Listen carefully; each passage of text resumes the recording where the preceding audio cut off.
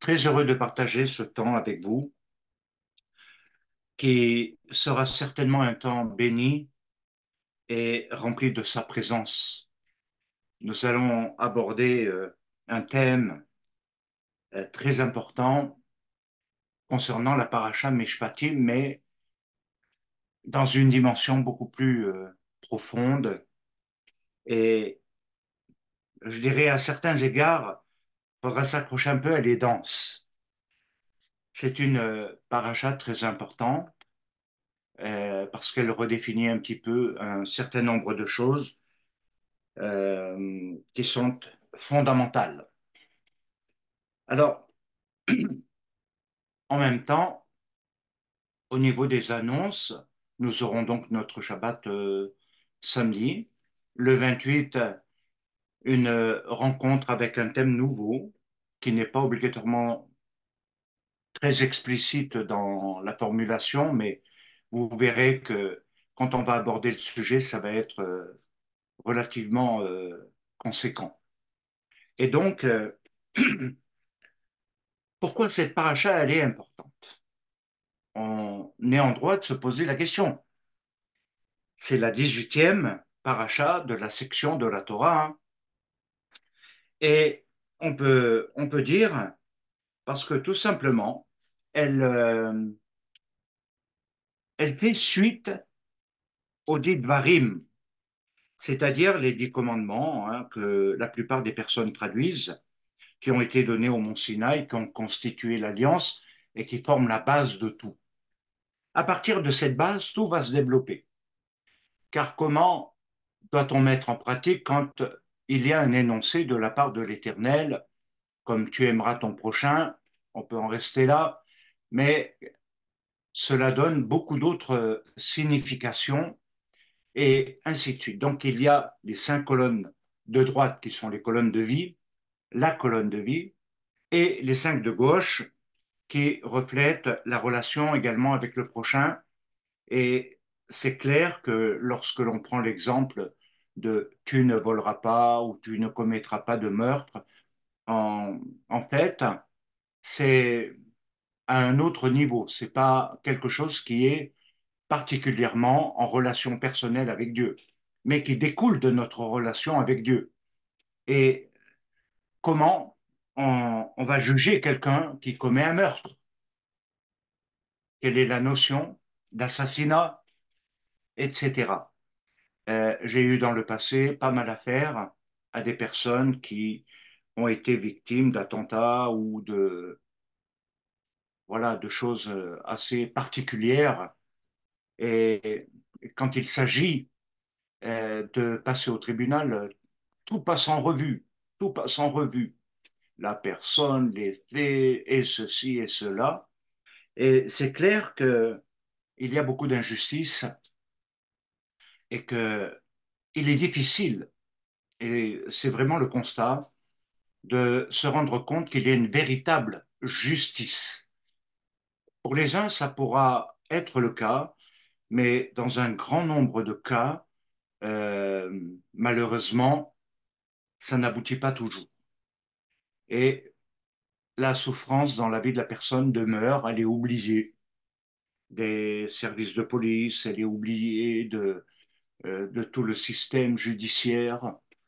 Et donc, voilà. Et la Torah traite également en profondeur un peu tous ces sujets. Mais ce n'est pas mon thème ce soir, loin de là.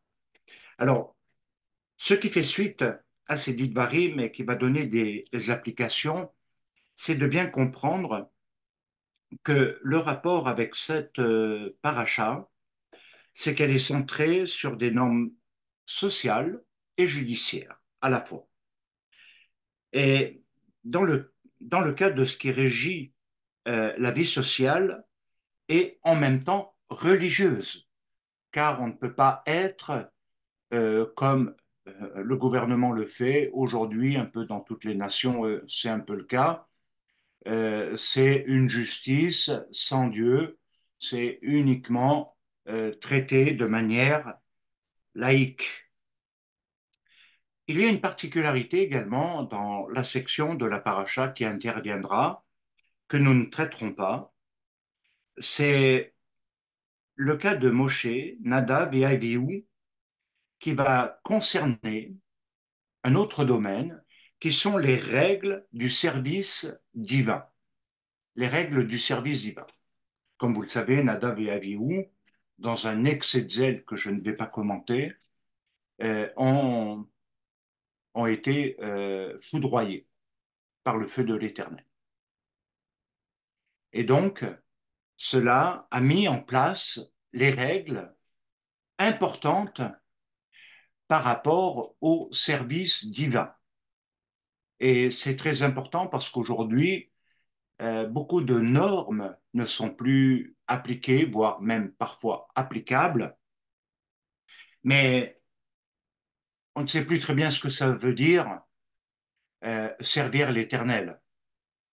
Les uns, c'est avec le cœur, sans tenir compte de certains éléments. Pour d'autres, c'est encore autre chose. D'autres, c'est une rigueur totale, absolue. Et donc, ça traite réellement de tout cela. Alors maintenant, il nous faut voir que quand Moshe rapporte au peuple les ordonnances et les paroles de l'Éternel, le peuple les accepte d'une seule voix. Tel qu'il est dit, Moshe vint rapporter au peuple toutes les paroles de l'Éternel et toutes les lois. Et là, j'aimerais peut-être m'arrêter quelques secondes, parce que souvent on s'arrête à ce que Dieu dit, et là nous voyons que Moshe ne reçoit pas seulement quelque chose où Dieu lui parle, communique avec lui et passe un bon moment avec l'Éternel dans un face-à-face, mais nous voyons quelque chose d'assez unique et particulier à la fois, c'est qu'il rapporte non seulement ce que Dieu lui a dit, mais en même temps toutes les lois. Et à partir de là, le peuple répond d'une seule voix et dit toutes toutes les paroles de l'Éternel que l'Éternel a dites, nous les ferons. Naaseh Benishma. C'est dans Shemot 24.3. C'est alors que Moshe va mettre en place par écrit toutes les paroles de l'Éternel. La question que je me suis posée, comme ça, hein, juste en réflexion, je me suis dit, mais il faut une très très bonne mémoire hein, pour rapporter toutes les paroles, parce qu'il est resté longtemps dans la présence de Dieu. Toutes les paroles, il n'a rien oublié. Et le contenu est relativement important. À partir du moment où il a reçu toutes les paroles de l'Éternel, il a bâti un autel au pied de la montagne. Il va dresser 12 pierres par rapport aux 12 tribus d'Israël. Vous allez le trouver dans Shemot, c'est-à-dire l'Exode, chapitre 24 et verset 4. C'est au verset 7 de ce même chapitre que tout le peuple répond Naaseh Benishma, nous ferons et nous écouterons. Et ceci n'est pas seulement quelque chose dans une lancée émotionnelle, mais nous comprenons bien que c'est en rapport avec les paroles de l'Éternel et toutes les lois. Et c'est ce qui a été un engagement de la part d'Israël à ce niveau-là. Ils se sont engagés à faire pour écouter. Alors il est dit, pour bien comprendre l'importance de ces pasukim, c'est-à-dire de ces passages, que l'Éternel dit, que Moshe dit, et voici les commandements que tu placeras devant eux, c'est dans Shemot 21 au verset 1, où il est dit en hébreu, Vele amishpatim asher tasim lepehem, amishpatim, amishpatim, tu les placeras devant eux, doit être traduit dans quelque chose d'important, parce qu'il doit être traduit correctement, ce terme, mishpatim. Il ne doit pas être simplement générique pour tout. Et ce mishpatim, il veut dire jugement. Tu placeras les jugements devant eux.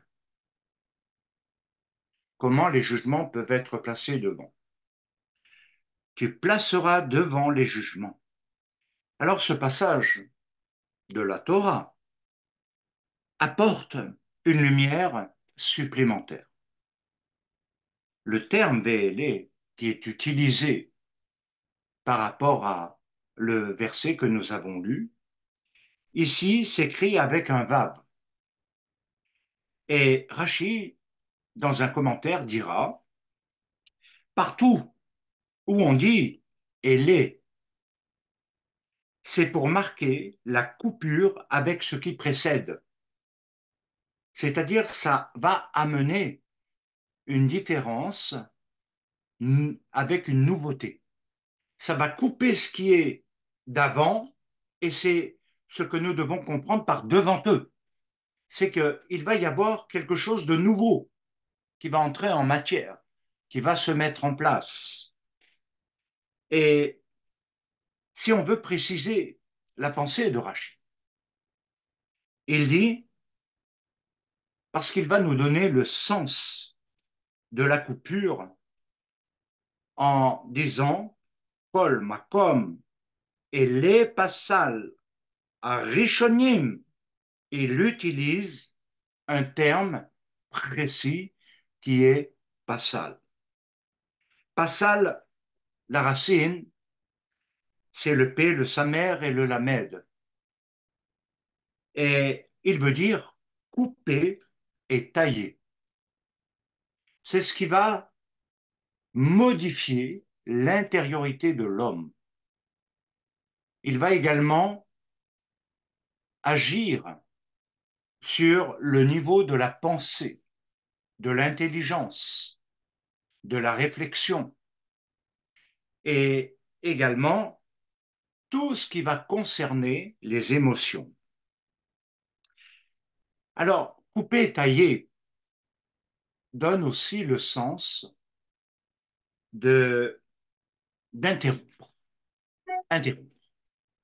Ça veut dire savoir faire une pause, savoir se positionner quand on a entendu les paroles de l'Éternel. Quand il parle, il faut savoir s'arrêter. Il ne s'agit pas de continuer de la même façon, mais de s'arrêter pour se réorienter. Et il faut parfois dans nos vies des moments d'interruption par rapport à nos activités, à nos fonctionnements et à toutes sortes de choses, même dans notre vie personnelle avec le Seigneur.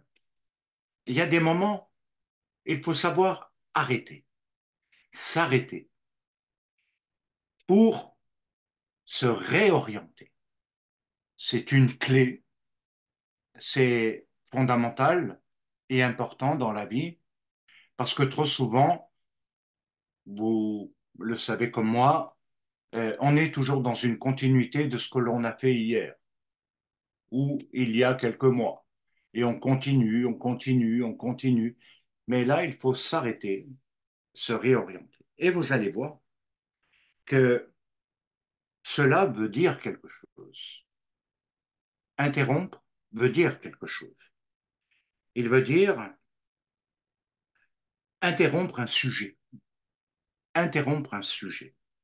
Ce qui signifie que 53 nouveaux commandements ont été ajoutés.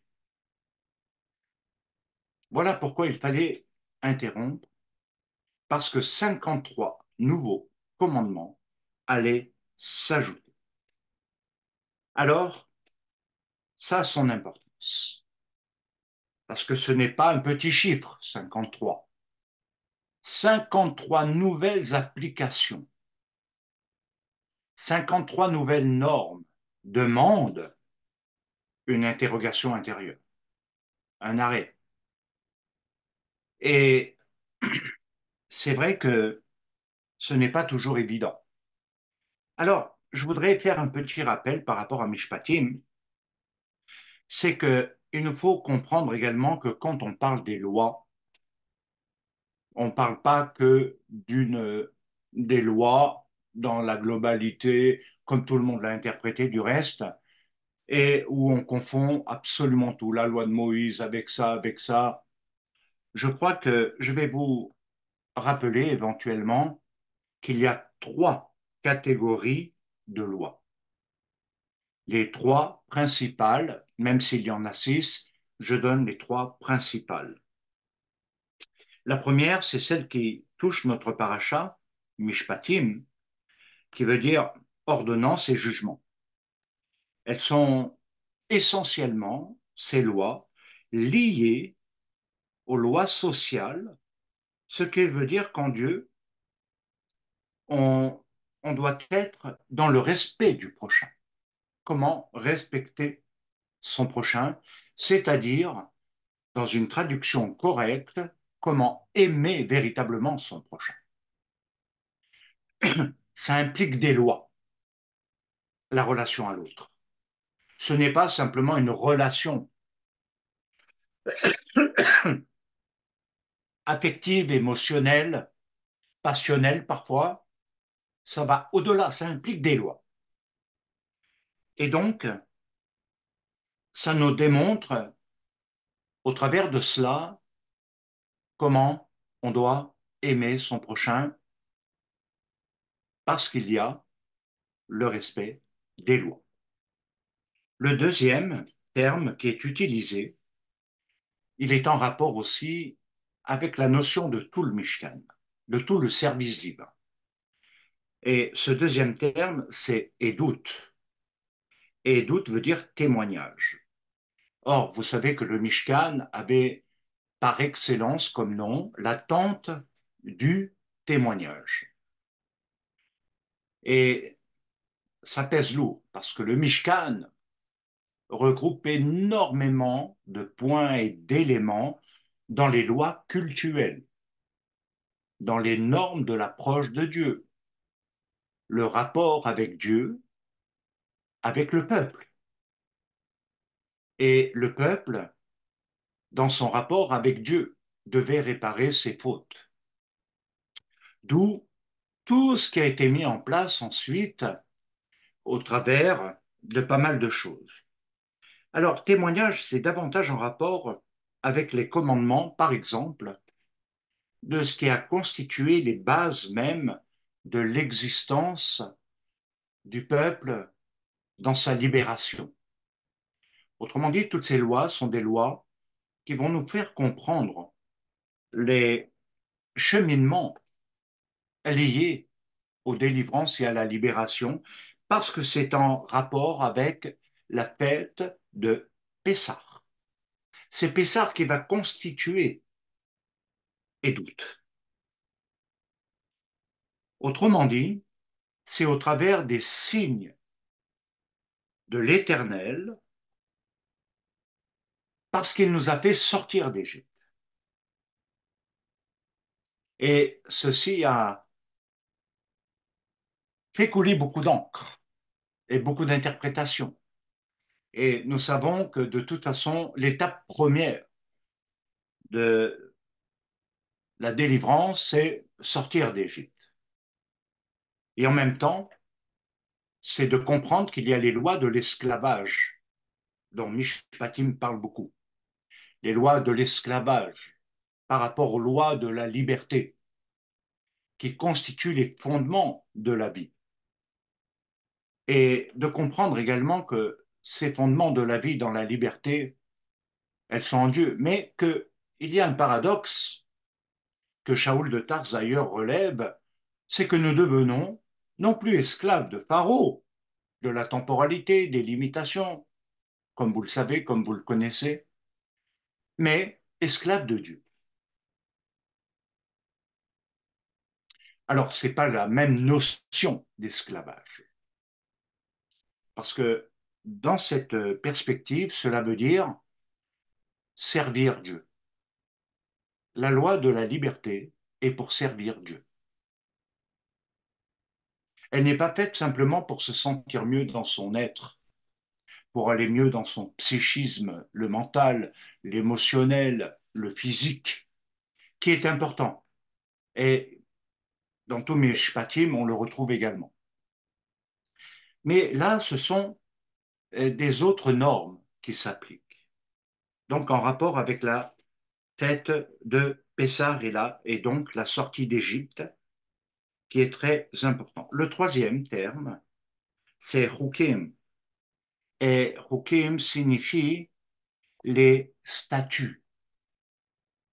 Vous savez que souvent il est mentionné les statuts et les commandements. Les statuts, c'est ce qui correspond au décret divin, avec le mystère, par exemple, que les rabbins n'arrivent pas à traiter jusqu'à l'heure actuelle. C'est la seule paracha, c'est la seule notion dans toute la Bible où les rabbins n'ont aucune réponse. C'est concernant la vache rousse, qui est liée à la fête de Yom Kippour. Waouh! Et elle a une importance capitale parce que ça va marquer ce qui doit être le plus haut niveau de notre attachement. Nos niveaux d'attachement à Dieu va se manifester non pas par le verbal, non pas par un verbal émotionnel, quelque chose qui est spontané, mais au travers de quelque chose qui va être dans la pratique.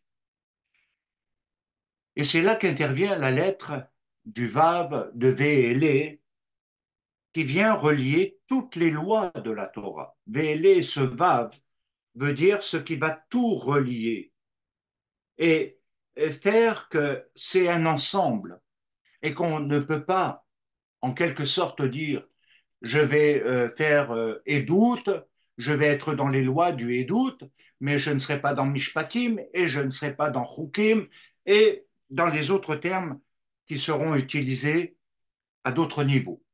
Ce serait un peu long à les développer. Et c'est pourquoi il nous faut comprendre qu'il y a quelque chose qui est lié de l'un à l'autre et non dissocié de l'un à l'autre. Et c'est pourquoi ça demande un approfondissement. Et je dirais que je vais vous prendre un exemple. Un exemple qui fait beaucoup parler et qui est un peu dans les mœurs d'aujourd'hui.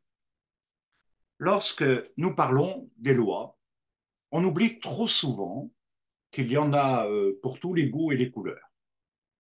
Mais prenons par exemple la loi du talion, qui est complexe. Œil pour œil, dent pour dent. Rendre le mal par le mal. Ça implique la notion de vengeance. Œil pour œil, dent pour dent. On le trouve dans Shemot au chapitre 21, au verset 23 et 25. Alors cette loi, elle est une évocation de ce qui est euh, appelé des parties de l'âme abîmées. Les parties de l'âme abîmées. À cause de quoi? De la faute, de la touma, que l'homme, malheureusement, a commis. Alors, on va essayer de voir ce que signifie le œil pour œil. Vous savez, c'est presque génétiquement non modifié en soi, cette loi. Œil pour œil. Tu me fais du mal, je te rends le mal. Il est rare, voire quasiment absent, de voir que quelqu'un qui reçoit le mal ou à qui on fait du mal rende le bien. C'est pas une loi qui est inscrite en nous. C'est pas quelque chose de naturel. C'est pas quelque chose que l'on arrive facilement à faire. Si on m'a fait du mal, on est dans toutes sortes de choses que l'on peut appeler les blessures, les injustices, et j'en passe. Mais là, il nous est bien dit, œil pour œil. Alors, on l'interprète souvent en rapport avec la justice et la vengeance. Ça, c'est le terreau, la base, mais dans un sens personnel. Ce n'est pas quelque chose qui est collectif, c'est quelque chose qui est personnel, totalement personnel. Et c'est pourquoi ça implique énormément de choses et d'éléments. Alors, il nous faut savoir que l'œil, avant tout, symbolise le voir, la vue, la manière de voir.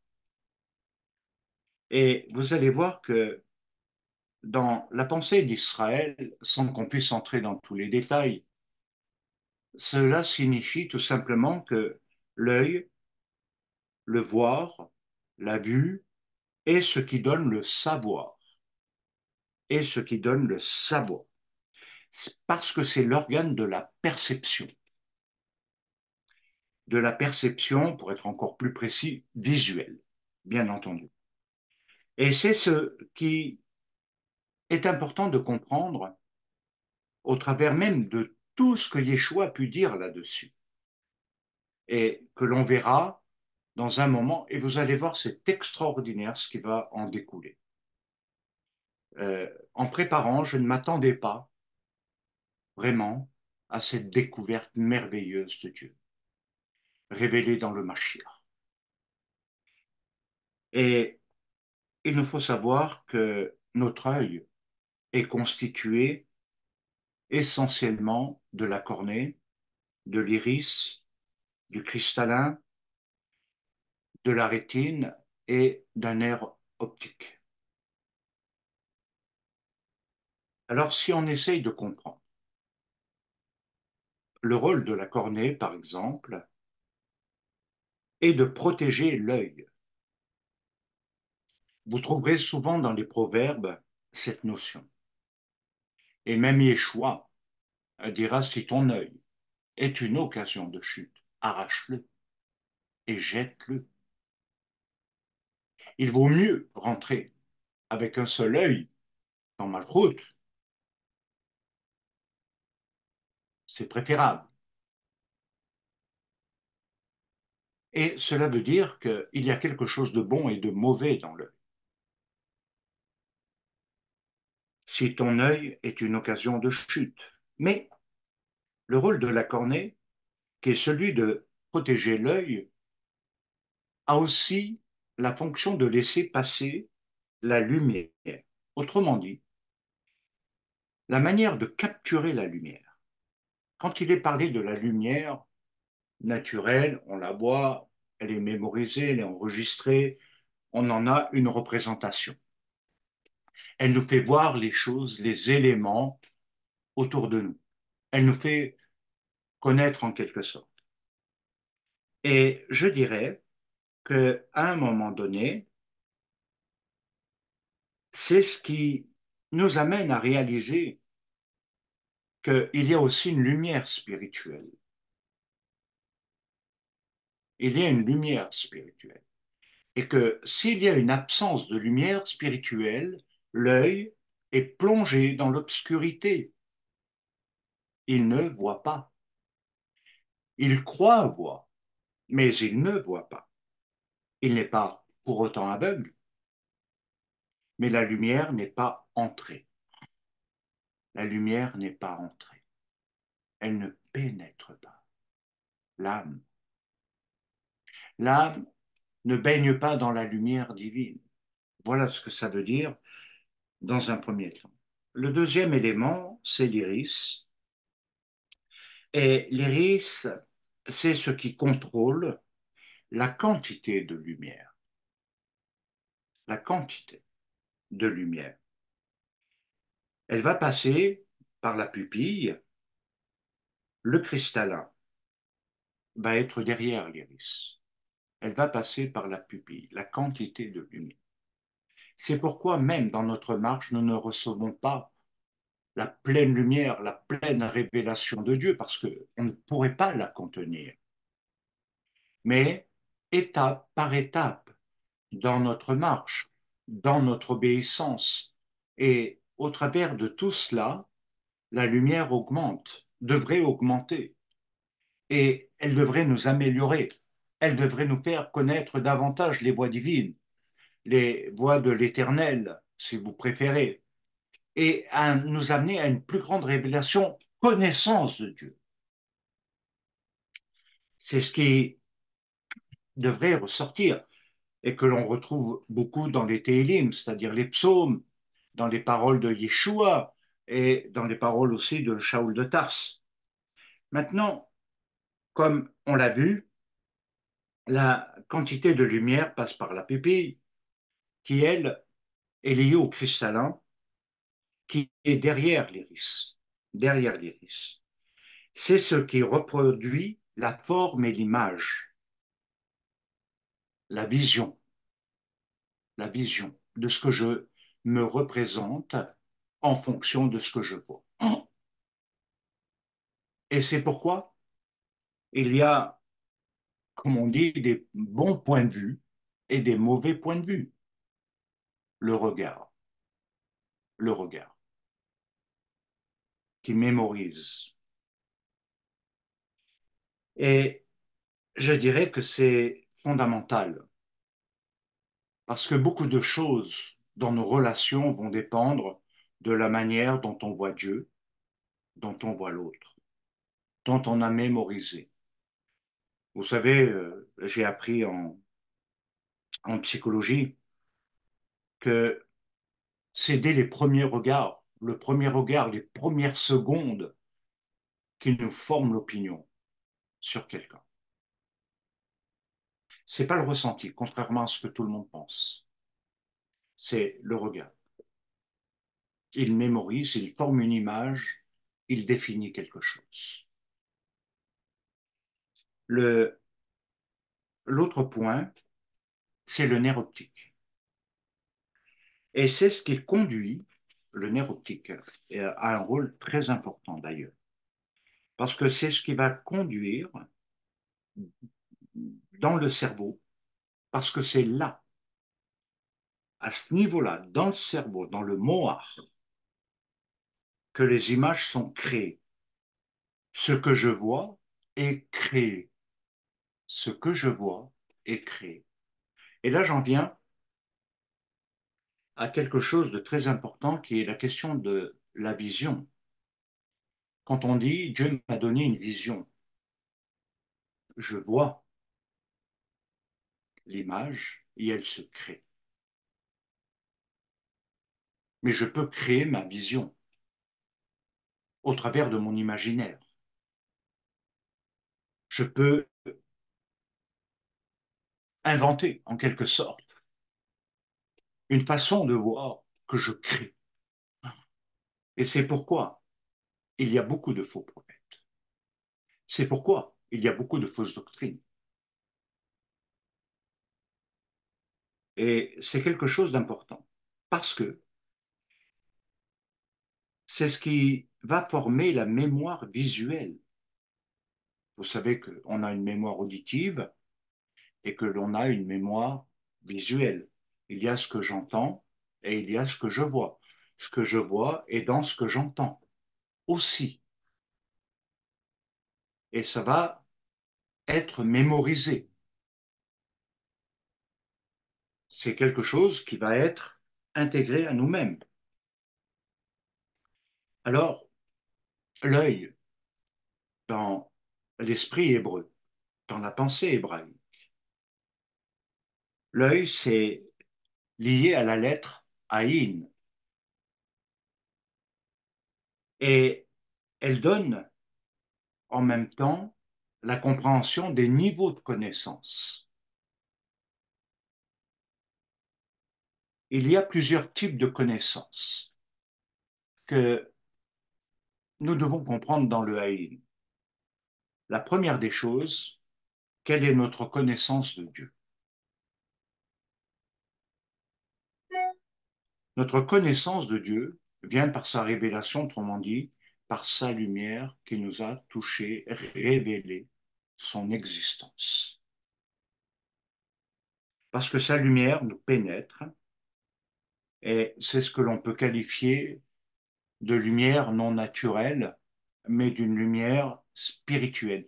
Elle est liée à l'âme, à l'intériorité de l'homme, et elle est importante à ce niveau-là. Comme il est dit dans les Télim, c'est par ta lumière que nous voyons la lumière. Et ça, c'était un passage très cher à mon rave. C'est par ta lumière que nous voyons la lumière. La lumière de l'homme, vous avez remarqué ce que ça a donné comme résultat. La lumière spirituelle qui révèle Dieu, parce que c'est par ta lumière que nous voyons la lumière. Yeshua nous dit qu'il est la lumière et que la lumière est venue,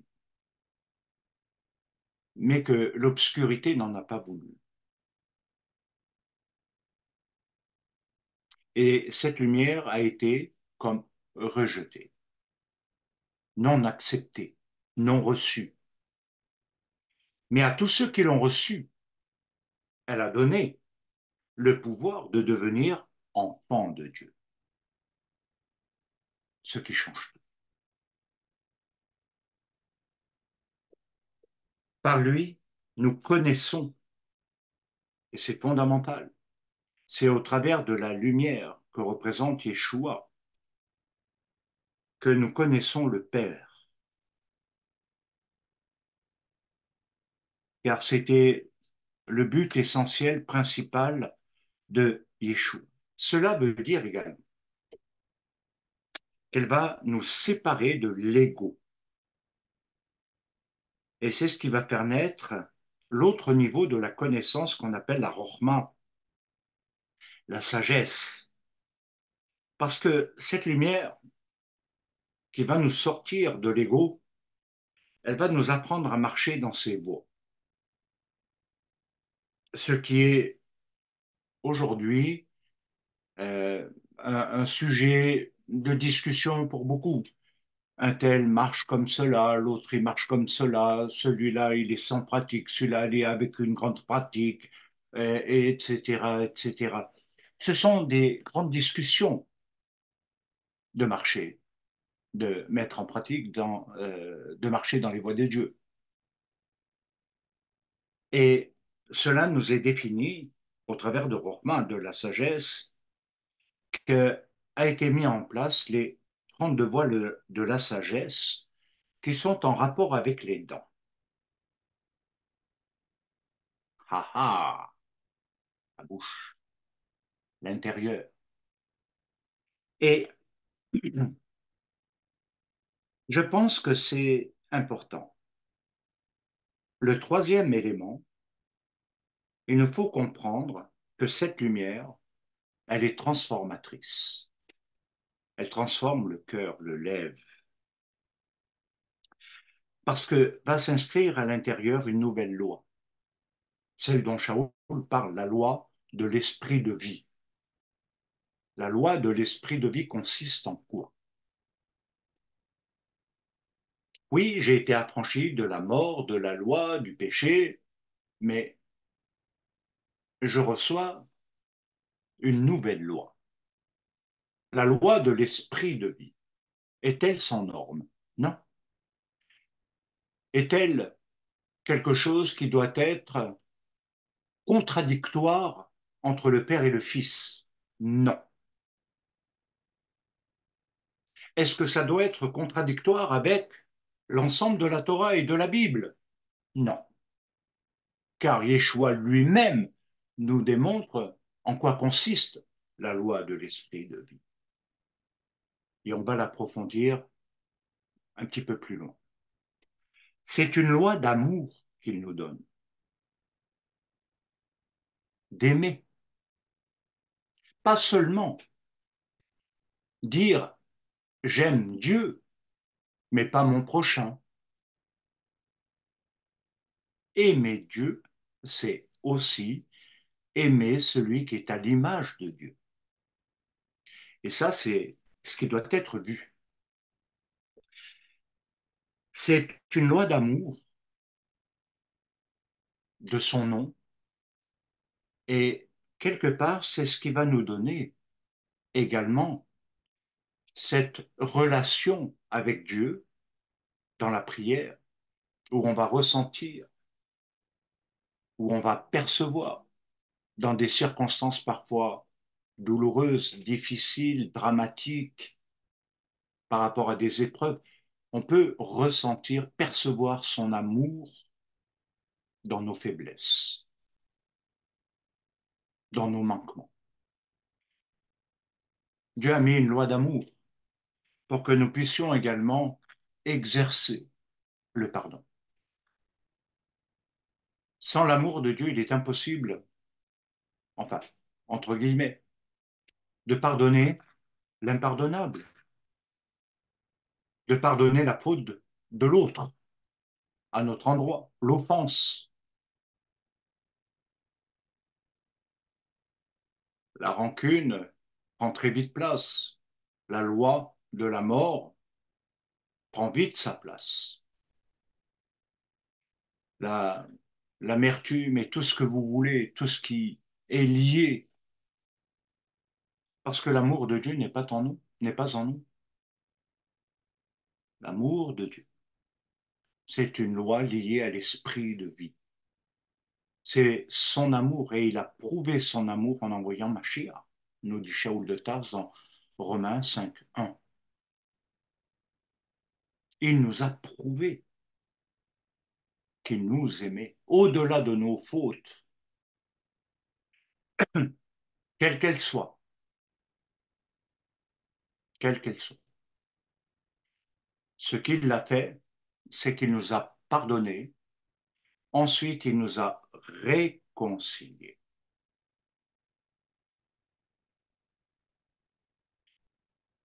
C'est ce qui fait partie de cette loi, c'est la réconciliation.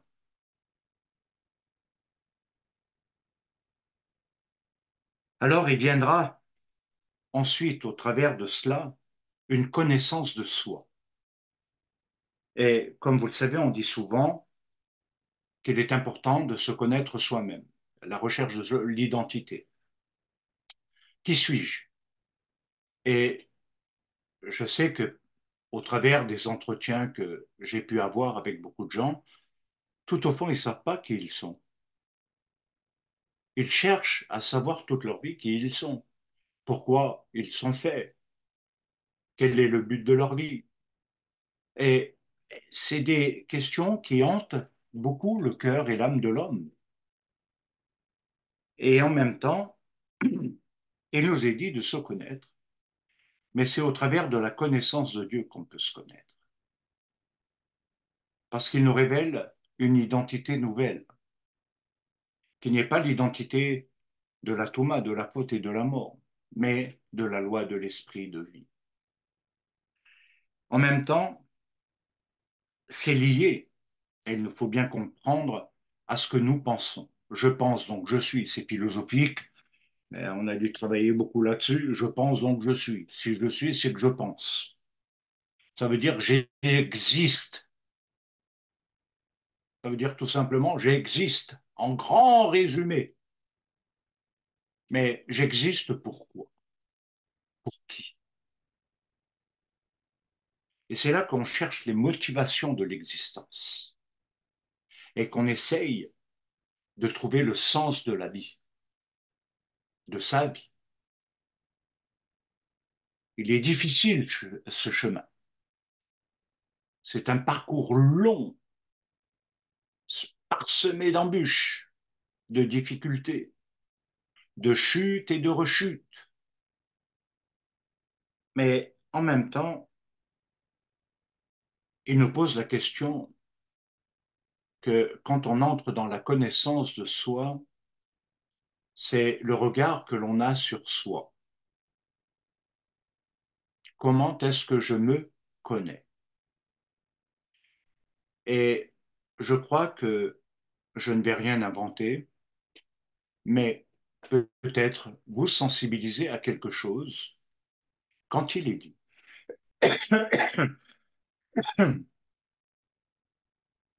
Quand je me regarde dans un miroir, que vois-je? Même si le temps a passé, le temps du regard. Le temps du regard a duré ce qu'il a duré, mais il nous a fait passer du passé à demain, à l'heure d'après. Mais quand je me regarde, je vois qui? Et souvent, les personnes se disent, t'es moche, ouais, on se trouve tous les défauts, il y a plein de choses qui viennent, plein de choses qui viennent, et c'est ce qui attaque la pensée, ce qui forme la pensée. Si je pense que je ne mérite pas d'être aimé,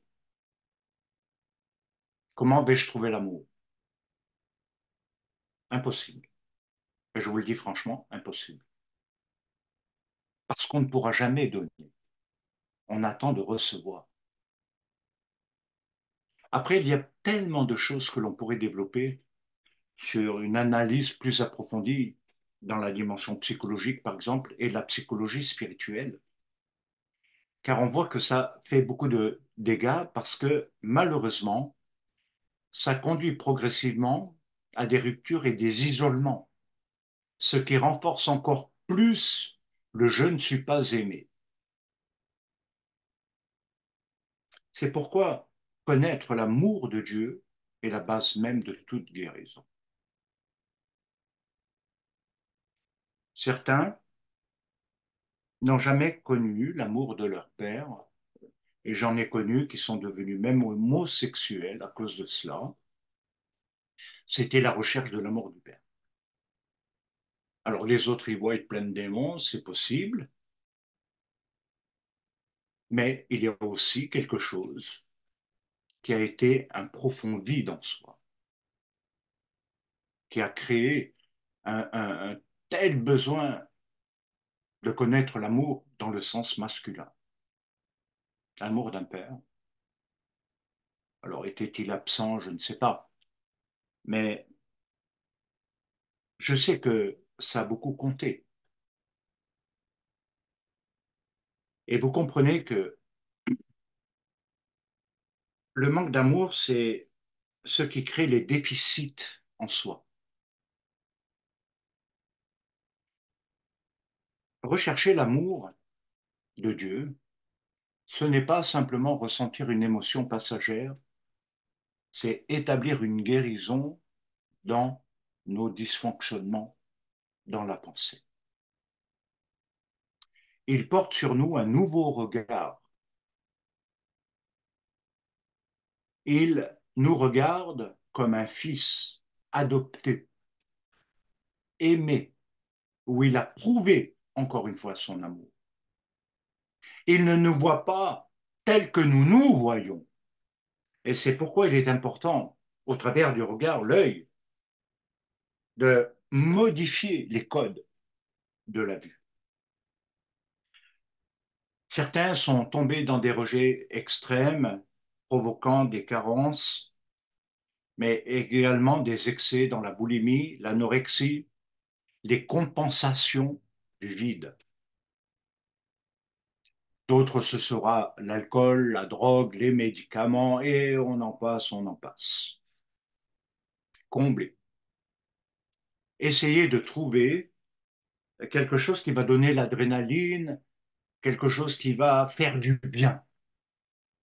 Et c'est pourquoi même le péché est attrayant. Le mal est attrayant. Parce que, comme Chava, nous pouvons le voir en bien, alors que nous savons que c'est mal. Mais une fois qu'il est touché, la pensée, l'être, n'arrive pas à s'en débarrasser de ce sentiment de bien. C'est pourquoi il est parlé de convoitise.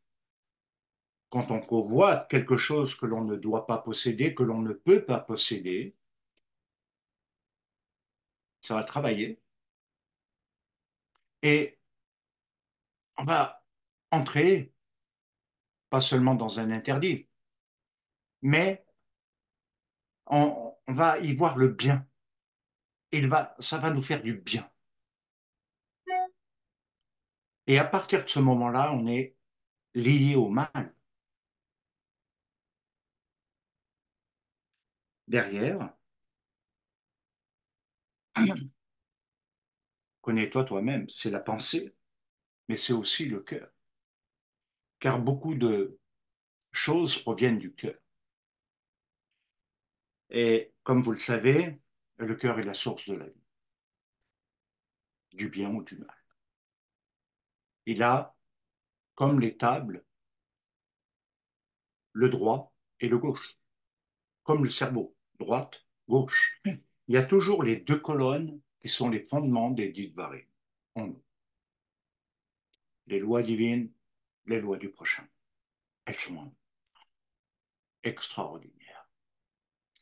Et elles déterminent beaucoup de choses, ces choses dans notre cœur, parce que c'est un lieu de ressenti, c'est un lieu de joie et de tristesse à la fois. Ça peut être un lieu de vie comme de mort, etc., etc. J'en passe. Alors, cette question que nous avons posée de se connaître, d'exister véritablement, c'est pour guérir, de capter le regard de Dieu sur nous, au lieu de regarder à ce qui a manqué dans nos vies. C'est là votre piège, le problème de beaucoup. Ça a été aussi mon piège dans mes débuts, mais c'est le piège de tout le monde. On regarde à ce qu'on n'a pas eu, et alors on recherche toute sa vie cette chose que l'on n'a pas eue et que l'on espère trouver. On espère trouver l'amour, on espère trouver la réussite, on espère, on espère, on espère. Mais on peut tomber dans les faux espoirs qui deviennent les déceptions qui conduisent à l'amertume. C'est pourquoi il faut sortir du passé. C'est ce que nous avons vu au début. Interrompre l'itinéraire de vie mauvais. Placer les lois de Dieu en soi libère, guérit, délivre. Parce qu'elles sont en rapport avec toutes les fonctions du corps humain. Et tout obéit à une loi en nous. La loi de la vie donne la vie. L'énergie, elle donne beaucoup de choses. La mort, c'est la déficience de l'énergie, de la vitalité. C'est la déprime, c'est l'appel à la mort, c'est l'instinct, entre guillemets, de survie. C'est d'essayer d'assumer quelque chose qu'on n'a pas envie d'assumer, ce qui conduit souvent à des suicides. On ne supporte plus revenir, revenir à la loi de Dieu, qui va établir la loi de l'esprit de vie. Alors, ça veut dire, en clair, dans la formulation, j'existe, c'est être dans le réel et pas dans ce que je pense, dans l'imaginaire de la projection de mes pensées, de ma vision de moi-même ou des autres. Ça change tout. Ça change tout. Sortir, en quelque sorte, de cette forme d'illusion. Alors, derrière, nous l'avons vu au travers de tout cela, la lettre Aïn a aussi son côté réversible, car il signifie néant. Et c'est ce qui définit un peu tout ce que nous avons vu.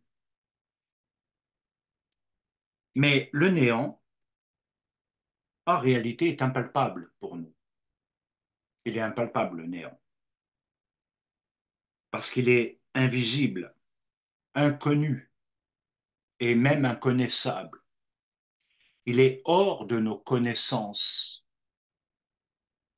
Ça veut dire tout simplement que tout ce qui est hors de la connaissance de Dieu est néant.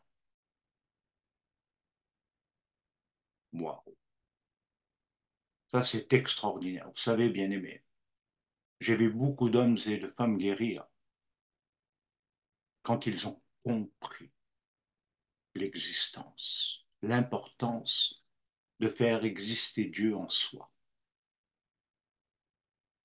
C'est le drame de beaucoup. On peut chercher Dieu dans la prière pour résoudre des problèmes,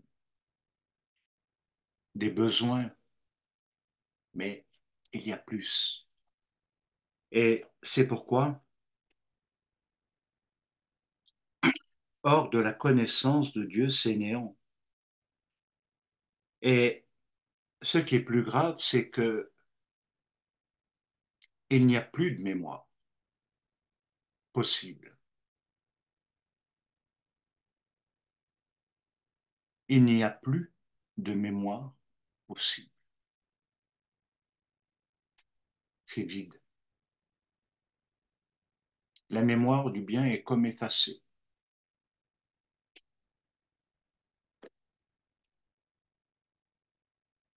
Aïn, c'est aussi ce qui va toucher, au travers de sa valeur, 70, les nations. Le regard des nations sur Israël, le regard d'Israël sur les nations. Et nous savons que à l'heure actuelle, c'est plus que réel ce que je suis en train de dire. Quand on écoute, alors le monde politique, c'est une chose. Quand on écoute les non-croyants, c'est une autre chose. Mais quand on écoute les niveaux religieux, alors là, on est dans la guerre. On est dans des guerres de revendications, telles que l'islam le dit, tel que le christianisme le dit, tel que le judaïsme le dit. Le regard, le rapport. Alors, la question qui se pose maintenant pour chacun de nous, c'est en quelque sorte de savoir si on est prêt à aller au-delà des apparences et entrer dans la compréhension profonde, c'est-à-dire d'être prêt à laisser pénétrer sa lumière au lieu de bloquer sa lumière par nos pensées que je veux garder, que je garde. Et c'est pourquoi les gens reviennent sans cesse sur le passé, parce qu'ils n'ont que cette mémoire. Ils n'ont que cette mémoire du néant.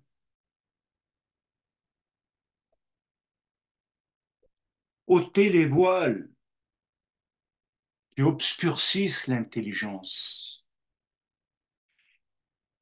ce qui ne donne pas de lumière, ce qui marque une différence entre le savoir et la connaissance.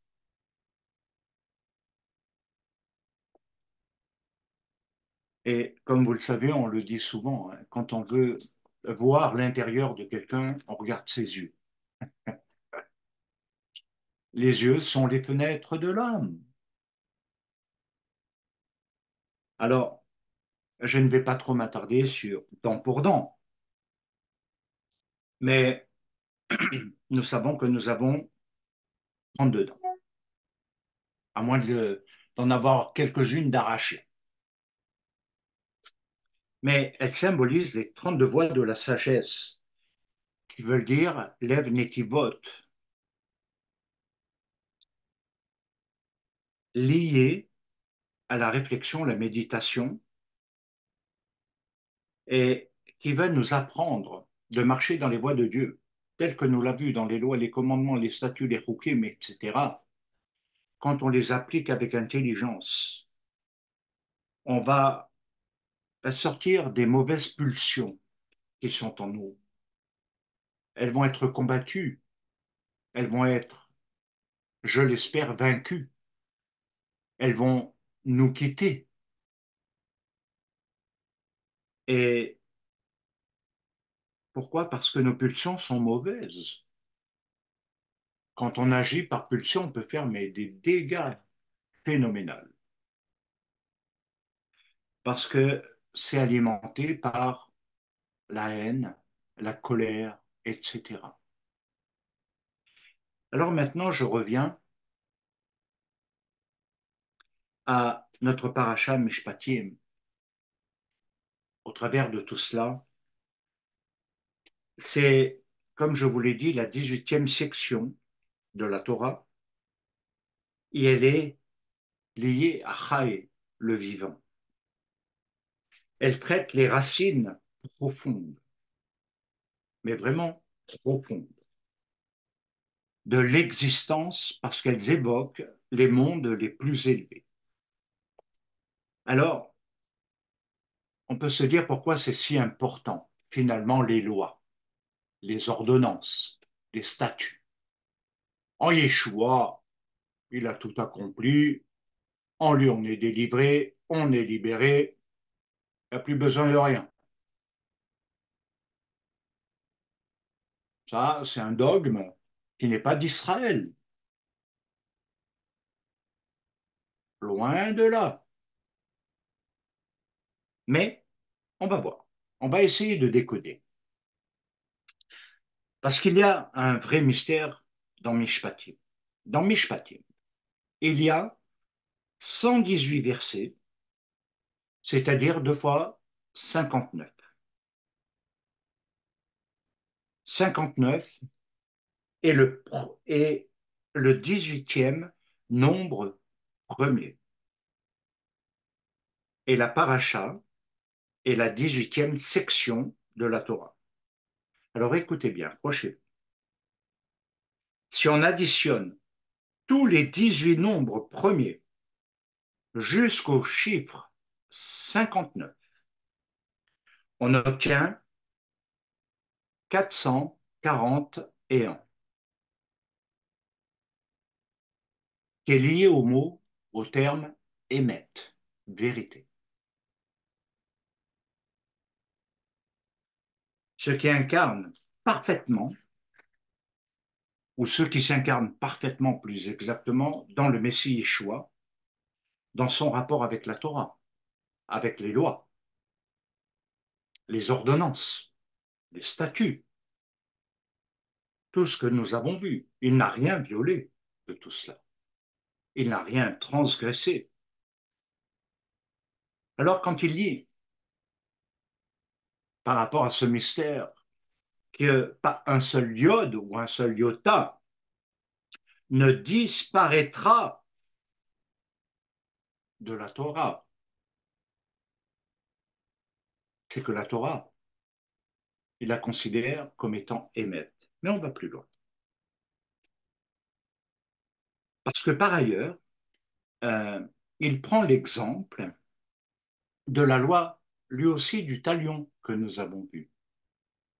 Quand il dit dans Matthieu 5,38, vous avez appris œil pour œil, dent pour dent. Vous avez appris œil pour œil, dent pour dent. Mais il ajoute, et c'est peut-être ce qu'il y a de plus étonnant, mais moi je vous dis, la loi de l'esprit de vie, mais moi je vous dis, et il est écrit dans Matthieu 5,21, quelque chose de fondamental, si vous voulez, on peut le lire.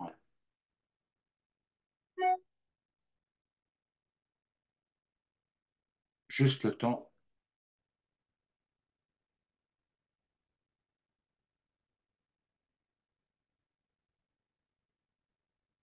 Parce que lorsque nous approfondissons les choses, nous réalisons à quel point elles sont profondes, à quel point nous pouvons être totalement subjugués par la Torah du Messie. Alors, c'est clair que quand il nous est dit dans Matthieu 5 et le verset 21, ça va s'éclairer. Vous avez entendu qu'il a été dit aux anciens, tu ne tueras point. Celui qui tuera mérite d'être puni par les juges. Mais moi, je vous dis que quiconque se met en colère contre son frère mérite d'être puni par les juges. Que celui qui dira à son frère Raka mérite d'être puni par le Sanhédrin. Pas du tout le même niveau de jugement. Et que celui qui dira insensé mérite d'être puni par le feu de la géhenne. 3 niveaux de jugement pour le même passage du tu ne tueras point, mais qui n'ont pas le même rapport en fonction de certaines choses, de certains éléments. Yeshua donne un niveau encore plus élevé. Tu ne tueras point, tu ne commettras pas de meurtre, tu n'assassineras pas, mais il va dans la source du mal, qui est la cause, malheureusement, du meurtre, qu'il soit passionnel ou pas, parce qu'il est alimenté par la colère. Donc là, ça mérite d'être jugé par les juges. Mais lorsque on utilise Raka, on, on va aller dans un autre niveau, puni par le Sanhédrin qui doit évaluer, statuer la profondeur de cette faute, de ses paroles, de la manière dont il considère l'autre. Et même lorsqu'on dit insensé, puni par le feu de la géhenne, vous avez vu les niveaux? Un peu de négresse, le deuxième aussi, mais le troisième, waouh, il est sévère. C'est un niveau élevé. Et il est pleinement d'Ishpatim, où nous allons voir la valeur numérique de 441. Et comme vous le savez tous, il a dit, Yeshua, qu'il est le chemin, la vérité et la vie. N'est-ce pas, bien-aimé? Le chemin, la vérité et la vie. Et derrière, nous avons ce mais moi, je vous dis.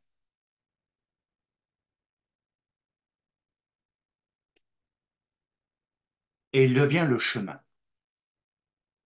Alors, on va regarder en profondeur. Mishpatim s'écrit en 1462 mots. Autrement dit, dans le calcul, c'est 17 fois 86. Le nombre 86 est le chiffre d'Élohim. Le fait que Yeshua dise il ne disparaîtra pas, le fait que Yeshua dit qu'il accomplit la Torah,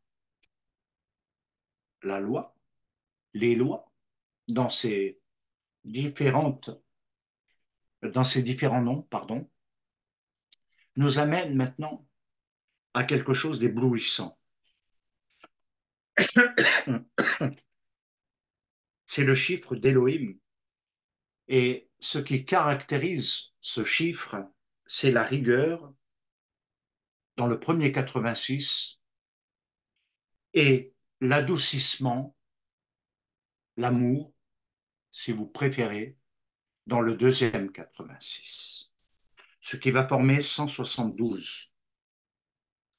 Et 172 donne le nombre de mots qui rédigent les 10 commandements. Autrement dit, les deux colonnes sont rigueur et amour. L'amour et la rigueur. La rigueur est dans l'amour. Sans rigueur, il n'y a pas de manifestation d'amour. C'est pourquoi la passivité, même dans l'éducation, même l'éducation spirituelle que j'aimerais faire avec les Talmidim, par rapport à leur sensibilité, leur susceptibilité et leur petit nien, hein, on ne se laisse pas toucher. Ouh, mon ego est là. Ouh, il y a moi. Et tout de suite, on utilise le terme blessure, plein de trucs. Alors que quand j'ai élevé mes enfants, comme chacun le fait, chacun le fait du mieux qu'il peut, si on est dans la passivité, quand nos enfants grandissent, c'est terrible. Je dirais même horrible. Ils sont ingrats, ah, ça. Et ceux qui ont été élevés dans la rigueur sont beaucoup plus respectueux. Être dans la rigueur ne veut pas dire manquer d'amour, mais au contraire, l'amour se montre dans la rigueur. Je ne répondrai pas aux questions, Christian. Donc, ah, pardon, ah oui, je vois mal, j'ai pas les lunettes. Et donc, ça nous amène maintenant à comprendre que Mishpatim, dans le sens de loi, est égal à 479, ce qui veut dire que c'est le 93e nombre premier et il donne la valeur de Magen. C'est ce qui nous protège dans l'âme. Comme le dit aussi Shaoul de Tarse dans les armes spirituelles, le bouclier de la foi de l'Imouna, qui est dans la racine de Hémet, de la confiance, a comme rôle de protéger. Ce qui protège, entre guillemets, le fonctionnement des lois en soi. Car on peut violer en soi les lois. D'où l'absence parfois que l'on peut trouver chez certains tueurs où ils sont comme sans conscience du mal. Ça, c'est frappant. Et d'autres, la moindre petite chose se transforme en grande culpabilité. Des antipodes, il faut être protégé, avoir une barrière. La loi, comme le dit Shaoul, elle est bonne, utile et agréable. Elle est spirituelle. Elle sert à nous protéger, comme Yeshua l'a toujours utilisé dans le il est écrit. Il est écrit. Il est écrit. Et il n'a pas prié. Il est écrit. Alors ça correspond également au calcul de 3 fois 31, qui va correspondre à El, le Dieu. Autrement dit, ce qui désigne l'unicité du tout créé. 31 est aussi en rapport avec les 6 jours de la création, qui est composé de 31 versets, ce qui veut dire que chaque être humain est un résumé de ces 31 versets. En fait, l'homme forme les 7 jours de la création en lui-même, parce qu'elles sont toutes fixées par des lois extraordinaires. Toutes. 31 versets. L'homme est tout. C'est quelque chose qui, je dois avouer, m'a bouleversé, parce que ça veut dire parallèlement le vivant, Chai. Lorsque on va aborder ce dernier point pour conclure, il y a quelque chose que vraiment Yeshua m'a révélé, qui n'est pas commun. Je ne pense pas l'avoir entendu, peut-être que ça existe, hein, je ne suis pas le seul à recevoir, hein. Mais il y a quelque chose qui est sorti, parce que quand Yeshua dit qu'il est Ahémet, de la vérité. Il y a l'Aleph, le Mem et le Tav, qui sont les trois lettres fondamentales et importantes de la racine de vérité. Aleph, c'est Dieu dans son invisibilité, le Dieu caché qui va devenir révélé au travers de la lumière. Il aura la notion et on lui attribuera le titre de Père. Quand on associe par rapport à Bereshit, le Aleph et le Bet, ça va former Av et ça va donner le Père.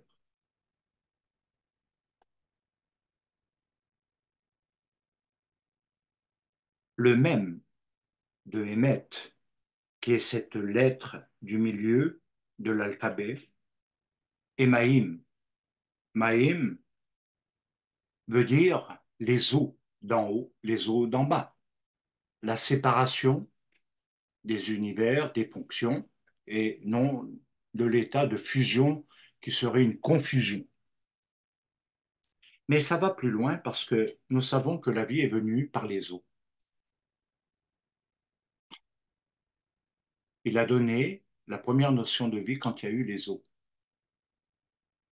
qu'il y ait la vie dans les eaux, dans la création.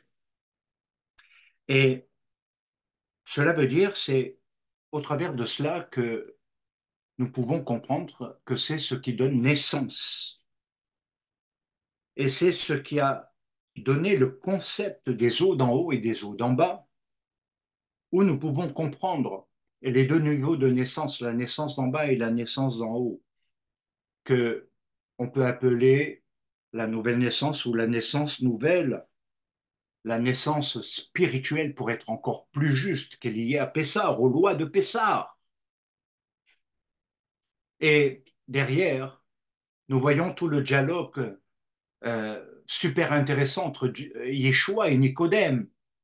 Comment il faut que je retourne dans le ventre de la maman? Est-ce que je peux naître à nouveau si un homme ne naît d'eau et d'esprit? Les deux éléments clés de Bereshit. Enfin, la lettre même, elle évoque simultanément le caché et le révélé. Dans les profondeurs de la mer, par exemple, ou des profondeurs du ciel, dans l'invisibilité, on ne voit pas ce qui est. On ne voit pas. On ne voit pas. On voit jusqu'à un niveau, mais on ne peut pas aller dans tous les niveaux. Parce que, car, tout simplement, elle initie, et regardez bien, les noms de Moshe, qui veut dire sauver des eaux. Et quand on inverse les lettres de Moshe, ça donne Shem, le nom. Mais dans la tradition d'Israël, l'étude, quand on l'approfondit, on découvre une chose, ça initie les noms de Moshe et de Mashiach. Et Mashiach vient des eaux d'en haut. Il ne vient pas des eaux d'en bas. Il n'est pas né d'en bas, il est né d'en haut. C'est pourquoi la Rochma, la sagesse, elle a engendré le Fils. Wow. Ça fait partie des vaves qui vont constituer les Toldot, Toldet et autres, les quatre niveaux d'écriture. Et ça, c'est ce qui nous plonge dans le divin, la gloire de Dieu, la révélation de Mashiach. Parce que cette naissance qui vient d'en haut, elle est symbolisée par le côté droit, qui est lié à la lettre Kaf, et par le gauche, qui est lié par le Vav. Ce qui donne pour le Kaf 20 et pour le Vav 6, ce qui donne le chiffre 26, le tétragramme, le nom divin.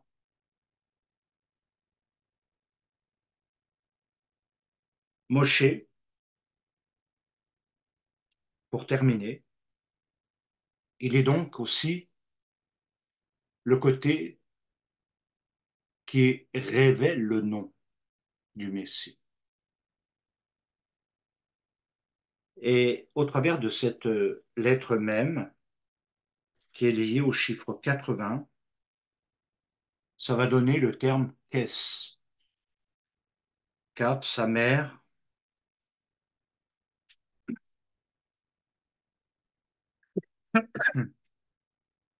qui veut dire le trône de la gloire divine.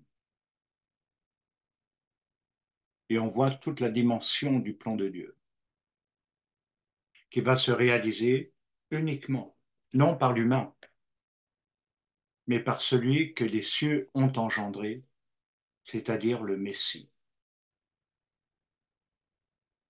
qui est tout simplement Yeshua. Il est le chemin, la vérité, la vie. Nul ne vient au Père que par moi.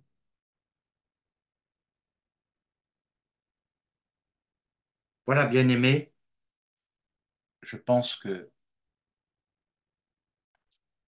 nous avons été dans quelque chose d'assez dense, que l'Éternel vous bénisse. Merci d'avoir été là et de continuer ce parcours extraordinaire de la découverte de notre Messie Yeshua révélé. Et en même temps, je souhaite que vous puissiez reprendre les parties qui sont des éléments clés de base d'une véritable guérison intérieure, si vous voulez l'appeler comme ça. C'est pas le bon terme en réalité, mais de ce qui nous délivre vraiment, parce qu'on s'attache à Dieu, donc on se détache du mal. S'attacher à Dieu, c'est les commandements, parce qu'il nous détache du mal, qui nous tient dans la loi du péché, de la mort, de la faute, de ce qui triomphe de nous, de ce qui nous domine. Vous savez, je rencontre beaucoup de gens, ils sont dominés par la colère, par des mauvais sentiments. Tout devient incontrôlable en fonction de certaines choses, de certains événements, des fois pour presque rien. Ils deviennent incontrôlables.